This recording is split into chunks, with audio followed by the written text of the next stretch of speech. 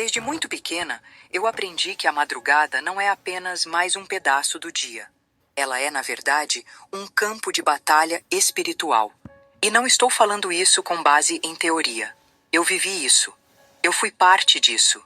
E é por isso que hoje eu falo com tanta seriedade sobre a importância de orar entre meia-noite e 4 da manhã. Você já reparou como nesse horário tudo parece mais silencioso? As ruas estão vazias e a maioria das pessoas está dormindo. Mas no mundo espiritual, existe uma movimentação intensa acontecendo. Entre meia-noite e 2:10 é como uma iniciação no mundo espiritual. É onde o inimigo observa. E o que eu vi e vivi é que as trevas estão extremamente ativas nesse horário.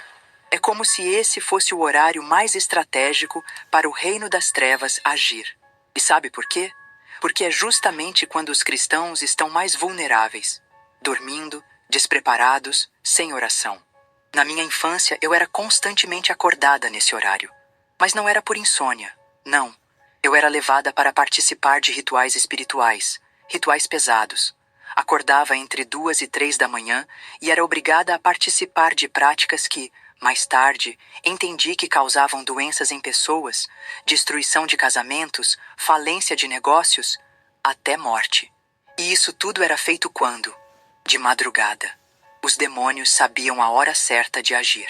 E o que mais me marcou foi perceber que, se não havia ninguém orando naquela casa, naquela família, naquela empresa, eles conseguiam cumprir sua missão com facilidade. Mas não estou falando aqui que você deve estar acordado todos os dias nesses horários, não. A madrugada também é feita para descansar. O que eu estou dizendo é que você precisa ter uma vida constante de oração, dia e noite. Por quê? Se você se blinda de dia, seu sono é protegido pelo Espírito Santo. Certo?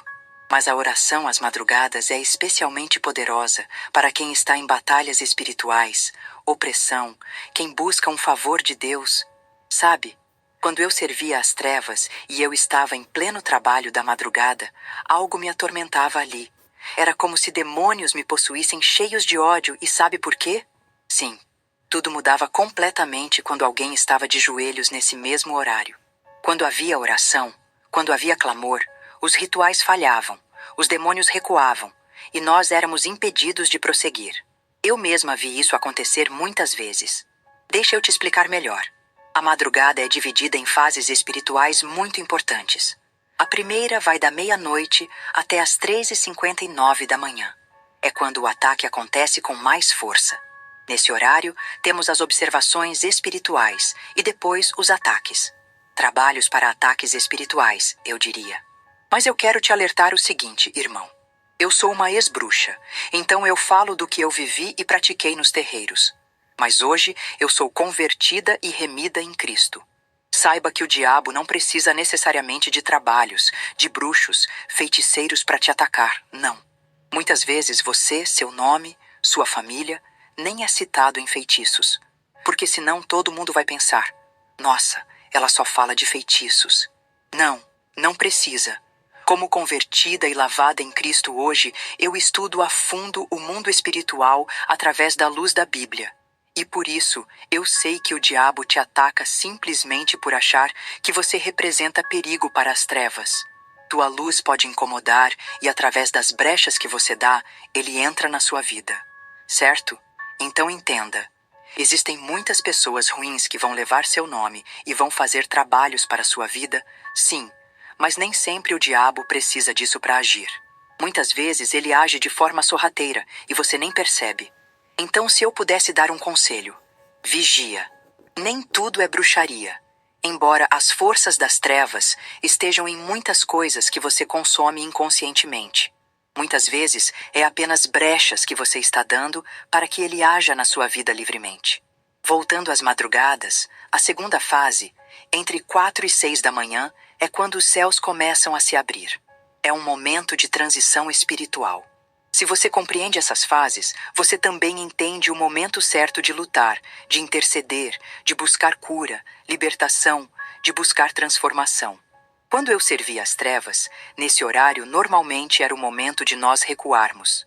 Porque nesse horário é onde há o despertamento espiritual intenso. Embora pessoas tivessem sido atacadas antes, durante o sono, por exemplo, muitas ao acordar oravam, e a oração nesses horários era como lanças contra o mal. Muita gente me pergunta: Érica, por que Deus permitiria que tudo isso acontecesse com você tão nova? E eu respondo com paz no coração. Foi para que hoje eu pudesse abrir os olhos espirituais de quem ainda está dormindo. Não só fisicamente, mas espiritualmente também. Então, se você está buscando algo de Deus, uma cura, uma resposta, uma restauração, não ignore a madrugada. Levante-se, ore, interceda, porque é nesse tempo que o céu ouve com mais nitidez e o inferno treme com mais força. Depois que eu fui liberta, depois que conheci Jesus de verdade, meus olhos espirituais se abriram de uma forma que eu nunca imaginei ser possível. Durante anos, eu achava que conhecia o mundo espiritual. Eu cresci nele. Eu via coisas. Eu participava de rituais. Eu era usada pelas trevas e achava que aquilo era poder. Achava que eu estava no controle. Mas a verdade é que quem está nas trevas não enxerga tudo. Vê algumas coisas, sente algumas forças, mas está cega espiritualmente. A gente não entende o que está por trás. A gente acha que tem controle, mas está sendo usada. A gente acha que está livre, mas está presa. Foi só quando eu conheci Jesus, quando fui completamente liberta, que eu entendi o verdadeiro poder. Não um poder de medo, de opressão, de engano, mas o poder que vem da luz, que vem da autoridade que só existe em Cristo. Eu lembro de uma das visões mais fortes que eu tive depois da minha conversão. Eu estava orando de madrugada, e o Senhor me mostrou algo muito profundo. Foi como se Ele abrisse uma cortina espiritual e eu pudesse ver o que realmente acontece entre meia-noite e 4 da manhã. Na visão, eu vi demônios trabalhando com rapidez, como se estivessem numa missão organizada. Vi eles acorrentando pessoas enquanto dormiam. Pessoas que espiritualmente estavam expostas, sem oração, sem cobertura, sem intimidade com Deus. Eu vi eles semeando medo, distorcendo sonhos, roubando a paz. Era uma operação silenciosa, mas extremamente destrutiva. E eu ouvi claramente uma voz arrogante, uma voz que eu reconheci como do próprio inimigo, dizendo: da meia-noite às 4 da manhã é nosso. Ninguém está orando, ninguém nos atrapalha. Aquilo me cortou o coração, porque eu me lembrei dos tempos em que eu mesma fazia parte dessa operação. Mas também me encheu de temor e reverência, porque eu entendi o quanto a oração nesse horário é poderosa. O quanto uma simples intercessão pode interromper completamente os planos das trevas. Antes de conhecer a Cristo, eu já percebia que algo acontecia quando alguém começava a orar. A gente sentia como se uma barreira invisível fosse levantada. Muitas vezes, éramos forçados a recuar, mas eu não entendia o porquê. Só sabia que não dava mais para continuar. Hoje, eu entendo. Era a autoridade do nome de Jesus. Era alguém no secreto, talvez com lágrimas, talvez sozinho, mas de joelhos, derrubando fortalezas no mundo espiritual. Depois que eu me converti, tudo fez sentido. A oração não é só palavras ditas ao vento. A oração é uma arma, é uma convocação do céu. É como acionar reforços espirituais. Quando um filho de Deus ora com fé, com pureza de coração, o inferno treme. Eu compreendi que quem está em Cristo tem autoridade. E quem vive em intimidade com Jesus não pode ser tocado pelo inimigo. Pode até ser tentado, pode até passar por lutas, e vai passar. O diabo pode tentar armar ciladas, causar confusão, destruir tudo ao redor. Mas se essa pessoa estiver firmada em Cristo, ela não será destruída. Foi aí que Deus me lembrou da história de Jó. Um homem justo, íntegro, temente a Deus. O diabo tentou tocar na vida dele, mas só conseguiu ir até onde Deus permitiu. E mesmo perdendo tudo, Jó não perdeu sua fé. E no fim, Deus restaurou tudo em dobro. Assim é com quem caminha com Jesus. O inimigo pode até fazer barulho, pode até tentar causar uma bagunça, mas não toca na alma de quem pertence a Cristo. Não rouba a eternidade, não quebra o propósito. Hoje, eu entendo que uma vida de oração, especialmente nas madrugadas, é uma chave espiritual poderosa. Não é religião, não é rotina, é guerra, é proteção, é intimidade com o Pai. Se eu puder deixar uma mensagem clara para você, é essa. Levante-se enquanto os outros dormem. Ocupe o horário que o inferno diz que é dele. Mostre com sua vida que esse território pertence a Jesus. Porque quando você ora, você não está apenas falando. Você está travando batalhas, libertando pessoas e segurando a mão de Deus em meio ao caos. Deixa eu te contar uma coisa muito importante agora. Algo que vai abrir seus olhos espirituais, se você realmente quiser ver. Tem lugares neste mundo que a gente olha com os olhos naturais e pensa: aqui é só um prédio comum com gente trabalhando tentando salvar vidas. Mas no mundo espiritual, aquele mesmo lugar pode estar se tornando um campo de guerra invisível entre luz e trevas. Eu tô falando dos hospitais. Durante o tempo em que eu servia nas trevas, quando ainda era usada em rituais e operações espirituais, eu vi, com meus próprios olhos, como os hospitais são considerados alvos estratégicos pelos reinos das trevas. E agora, depois que fui liberta por Jesus, eu entendo o porquê. O hospital é um ambiente onde a fragilidade humana está escancarada. A fragilidade humana está escancarada. A maioria das pessoas que está lá está fisicamente enfraquecida, emocionalmente abalada e, na maioria dos casos, espiritualmente vulnerável. Muita gente internada está sedada, inconsciente ou até mesmo em estado terminal. Elas não conseguem orar. Algumas nem sabem o que está acontecendo. E espiritualmente, isso se torna uma porta aberta para forças malignas agirem. E não pense que isso é só teoria ou superstição. Eu vi, eu participei. E, infelizmente, muitos ainda estão lá dentro operando, silenciosamente. Entre 2 e 3 horas da manhã, era e é o horário mais movimentado no mundo espiritual. É quando a maioria dos rituais de morte era executada. Muitas vezes, eu vi pacientes que estavam melhorando, estavam reagindo ao tratamento. Mas, de repente, entre 3 e 4 horas, vinham a óbito, sem explicação médica. No mundo físico, parecia um agravamento comum, mas espiritualmente era um sacrifício concluído. Esses rituais muitas vezes envolviam projeções astrais, onde o grupo ocultista se reunia em espírito, ao redor do paciente. Algumas vezes, havia até pessoas fisicamente envolvidas, funcionários do hospital infiltrados, ligados ao ocultismo, que entregavam informações sobre o estado do paciente, quarto, nome, data de nascimento, prontuário. Com esses dados, os ocultistas invocavam espíritos de morte, espíritos designados especificamente para arrancar a alma daquela pessoa. Declaravam sentenças de morte. Às vezes, usavam uma simples fotografia. Outras vezes, bastava o nome escrito em papel, ungido com sangue ou outros elementos usados em feitiçaria. E eu preciso te dizer uma coisa que aprendi. Nem sempre essas mortes eram por ódio pessoal. Em muitos casos, era apenas um pagamento espiritual. Sim, como se aquela vida fosse a moeda para manter um pacto, renovar um poder ou subir mais um degrau no reino das trevas. Às vezes, a pessoa não era conhecida. Ela era escolhida simplesmente porque estava vulnerável, estava sem oração, sem proteção espiritual. E o hospital ali funcionava como um terreno neutro, fácil de invadir, principalmente de madrugada, quando a maioria dos crentes está dormindo. Agora, ouve isso com atenção. Muitas mortes poderiam ter sido evitadas se tivesse alguém orando por aquela pessoa. Eu me lembro de uma situação que me marcou. Estávamos em um ritual e tudo estava pronto para a execução espiritual de um paciente. Mas na hora que o demônio foi enviado para concluir o processo, ele não conseguiu entrar no quarto. E eu me perguntava, o que está acontecendo?